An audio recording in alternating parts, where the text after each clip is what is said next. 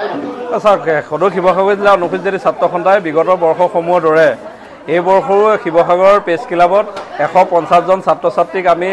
কীৰ্তিমান ছাত্ৰ ছাত্ৰীক সম্বৰ্ধনা জনাইছোঁ আৰু এই সম্বৰ্ধনা জনোৱা অনুষ্ঠানটো ছাত্ৰ ছাত্ৰীসকলৰ উত্তৰণৰ লগতে সামাজিক দায়বদ্ধতাই যাতে কাম কৰক তাৰ কাৰণে আমি সমল ব্যক্তিসকলক ইয়াত নিমন্ত্ৰণ জনাইছিলোঁ। সমল ব্যক্তিৰ ভিতৰত আপুনি কেপিএম ছিনিয়ৰ ছেকেণ্ডাৰী অধ্যক্ষা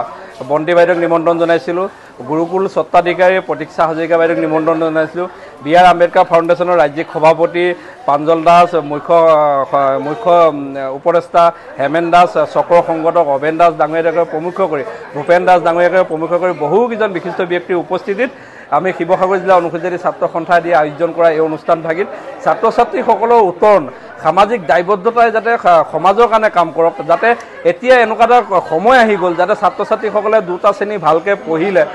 এটা সময় আছিলে ছাত্ৰ ছাত্ৰীসকলে স্কুললৈ যাবৰ কাৰণে স্কুল এডমিশ্যন ল'ব পৰা নাছিলে, কিতাপৰ প্ৰয়োজন আছিলে, যিবোৰ প্ৰয়োজন আছিলে এতিয়া গভৰ্ণমেণ্টে সকলো সুবিধা দিয়াৰ পিছত অনুসূচিত জাতিৰ যি সংৰক্ষণ আছিলে, অনুসূচিত জাতিৰ যি ছিষ্টেম আছিলে সকলো ছিষ্টেমত আজিৰ তাৰিখত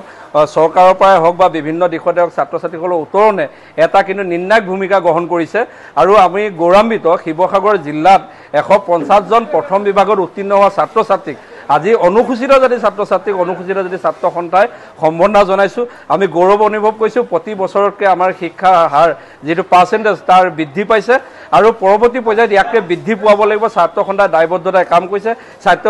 ছাত্ৰ সন্থাই গাঁৱৰ পৰ্যায়ত গৈ পিনে ছাত্ৰ ছাত্ৰীসকলৰ মেট্ৰিক পৰীক্ষাৰ আগত বা হাই ছেকেণ্ডেৰী পৰীক্ষাৰ আগত যেনেদৰে সম্বৰ্ধনা জনাই উৎসাহিত কৰিছোঁ তাৰ লগতে তাৰ পূৰ্ণ সহযোগিতা হিচাপে আমি ছাত্ৰ ছাত্ৰীসকলৰ উত্তৰণৰ ক্ষেত্ৰত কেনেদৰে আগবাঢ়ি যাব পাৰিব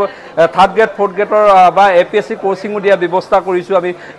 সময়ে সময়ে। কিন্তু এটা কথা আমি ক'ৰবাত নক'ৰবাত থমকি ৰখিবলগীয়া হয়, ছাত্ৰ ছাত্ৰীসকলৰ দেউতাকহঁতৰ আৰ্থিক দুৰৱস্থাৰ কাৰণে কেতিয়াবা ছাত্ৰ ছাত্ৰীসকল থমকি ৰ'বলগীয়া হ'ব নেকি, গভৰ্ণমেণ্টে দিয়া ব্যৱস্থাৰ উপৰঞ্চি আৰু কিবা সহযোগিতা কৰিবলগীয়া আছে নেকি, সেইখিনিক লৈ কিন্তু ছাত্ৰ সন্থাৰ পৰিয়ালবৰ্গ আমি কেতিয়াবা সংকীৰ্ণ হৈ পৰোঁ। সেইকাৰণে আমি মুখ্যমন্ত্ৰী মহোদয়ক অনুৰোধ জনাইছোঁ তেখেতে যেনেদৰে APSC শূন্য সহনশীলতাই যেনেকৈ APSCত কোনো ধৰণৰ উৎকোচ নিদিয়াকৈ যেনেদৰে চাকৰি নিযুক্তি হৈছে 3rd গ্ৰেড 4th গ্ৰেডৰ নিযুক্তি হৈছে, ঠিক সেইদৰে অনুসূচিত জাতিৰ কাৰণে সংৰক্ষণ ব্যৱস্থাটো আৰু বৃদ্ধি কৰক যাতে অনুসূচিত জাতি পিছ পৰি থকা বহু ছাত্ৰ ছাত্ৰীক যাতে আমি একে সময়তে যেতিয়া গভৰ্ণমেণ্টে সহনশীলতা নীতি আদৰ্শ গ্ৰহণ কৰিছে সেই সময়ত আমি ছাত্ৰ ছাত্ৰীসকলক যাতে আগবঢ়াই নিব পাৰোঁ তাৰ কাৰণে আমি আজি এই অনুষ্ঠানটো অনুষ্ঠিত কৰা হয়। ধন্যবাদ।